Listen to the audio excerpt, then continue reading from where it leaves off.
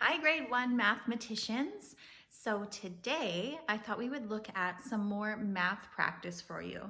And I'm super proud at how much you guys have been practicing your math and watching the videos to play some of the card games and some of the dice games. You've been doing amazing. Great work. All of that practice is making you so quick with your math skills and giving you so much number sense that the math you're going to do in upcoming years and all the math you're going to learn as you keep on going to school and keep getting smarter and smarter and smarter is just going to be that much easier.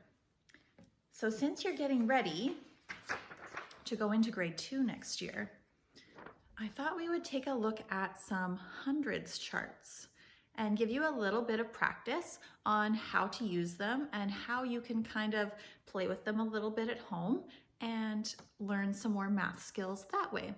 So I have a few hundreds charts printed out, and what we can do is take a look at them and go through a few things that you can do with hundreds charts to help improve your math skills even more. Here we go. Okay. So I have gathered a few different materials together. These are all different optional things that you can do. You can print this 100 chart off at home if you would like to. You absolutely don't have to print it off. You can also make your own hundreds chart. So all it is a sheet of paper. Take a ruler and draw the lines. 1, 2, 3, 4, 5, 6, 7, 8, 9, 10, 11 lines going across if you want to close off those boxes. Otherwise, you really only need 10. And you can draw 10 lines going down and across this way. So that will give you 100 squares on your hundreds chart.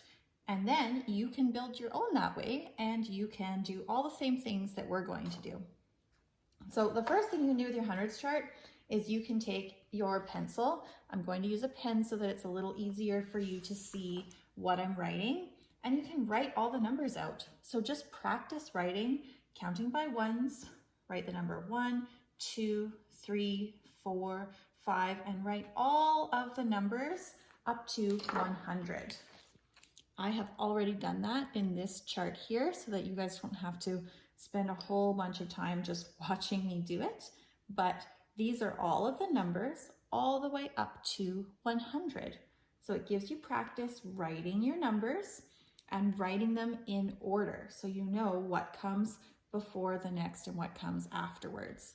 And then once you have one chart that has every single number in it, you can do a lot of fun things with it. Okay, so make that kind of your first plan.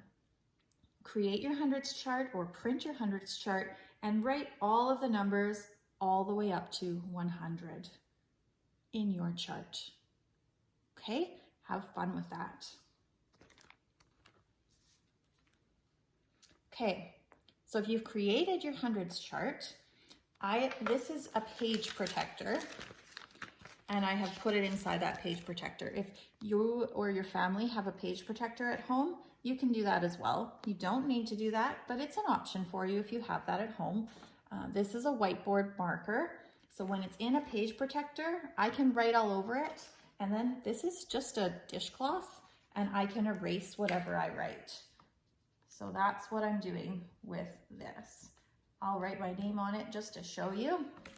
See, I can write my name with my whiteboard pen, and then I can just take any kind of a cloth and I can erase it. So that lets me use this same hundreds chart over and over and over again if you have that stuff available at home. If you don't, you absolutely don't need to do that. But once you have all of this written out, one thing that you can do that's great to do with hundreds charts is to practice skip counting. So for example, if I want to skip count by twos, I might circle every number I would count by twos. So I can go 2, 4, 6, 8, 10, 12, 14, 16, 18, 20, and I can keep going all the way to 100 and circle every number as I count by twos. And when I look at this hundreds chart at the end, I might see a pattern. Maybe some of you are starting to see a little bit of a pattern already when you count by twos. So I can practice my skip counting by twos. That's a great thing to do. If you don't have a whiteboard marker, you can have all your numbers written on your hundreds chart, and you can color those numbers instead of circle them, color them with a pencil crayon, or you can take a marker and circle all the numbers just the same way that I did on here. The next number you can skip count by is fives. So now I could go 5, and then 1, 2, 3, 4, 5, 10, 1, 2, 3, 4, 5, 15, 1, 2, 3, 4, 5, 20. I'm starting to get the pattern here. I might not have to count anymore. 5, 10, 15, 20, 25, 30, 35, 40, 45, 50, 55, 60, all the way up to 100. So I can circle all of those numbers to practice skip counting by 5. Now I can practice skip counting by tens. So 10, 20, 30, 40, 50, 60, 70, 80, 90, 100. I can practice skip counting by tens and circle all those numbers. Take a pencil crayon, color in those boxes, whatever works best for you. And if you need to have a little bit of a stretch or a break, why don't you get up and do a skip a couple of times around the room, just like we did the first time we did skip counting way last fall. The other thing you can do if you don't want to color it, you can always use a highlighter. Sometimes that's really fun to highlight those boxes, just because highlighters are fun to use. So that's something that you can do with this chart. If you have a family member with you, you could get a family member to just pick number, any number, 1 to 100, and just say it. Let's say they say 77, and then your job is to find it on here. So 77, you find it and circle it. And then maybe the next number someone in your family might tell you is 35. I picked that number because that's how old I'm turning this year. 35. So you can circle the 35. Maybe they might pick another number of 53. Where's 53? 10, 20, 30, 40, 50. 1, 2, 3, 53. Or maybe a number that they choose is 99. Oh, 10, 20, 30, 40, 50, 60, 70, 80, 90. 1, 2, 3, 4, 5, 6, 7, 8, 9. 99. Or maybe someone in your family might get really tricky and they might say, I choose a number that is 1 less than 30. 1 less than 30. 10, 20, 30. And then 1 less is 29. So you might have people in your family that are a little bit tricky that do things like that too. And that's how you could play a game to just find different numbers and give you practice at recognizing those numbers on your sheet. It's almost like a bingo game. That's another game you could play. If you want to write all these numbers down onto little squares and put them into a jar and just pull one out at a time to find them, you could play bingo. You could even do that with other members of your family too. And another thing that you can do is you can take a blank chart like this and you could practice your skip counting on here. So if I want to practice counting by tens, I could just write the tens in on the back.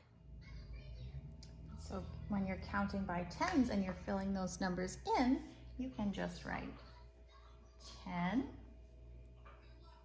20, 30, 40, 50, 60, 70, 80, 90, 100. And I could even count by fives now. 1, 2, 3, 4, 5. So 5, 10, 15, 20, 25, 30, 35, 40, 45, 50, and keep going all the way to 100. Just like how you used the chart that was already filled in to find some missing numbers, you could have someone in your family pick a number and then you could find where it goes on the chart. You could find one more than 5, 5, 6. You could write in the 6. You can do tons of different practice, and even all the games that we've been playing with cards, you can do with your hundreds charts. So you could flip a card up and you can use your hundreds chart to find where that number is. You could add 5, you could add 10, you could add 1, you could take 1 away. You could see how many more to make 10, how many more to make 20, how many you could take that number away from 20. You can do so many different things with your hundreds charts, but probably skip counting is a great way to start. Filling in those charts so that you start to write the numbers and practice writing the numbers and recognizing and finding those numbers, as well as knowing the order the numbers go in. So if you take 56 and you know one more is 57 and one less is 55, trying to find numbers that are bigger or smaller, and just playing with those numbers so that you get used to them and you see them a lot, because in grade 2 you're going to be doing a whole lot of work with numbers all the way up to 100. So the more practice you get with recognizing them and writing them, the better. All right, have fun with your hundreds chart.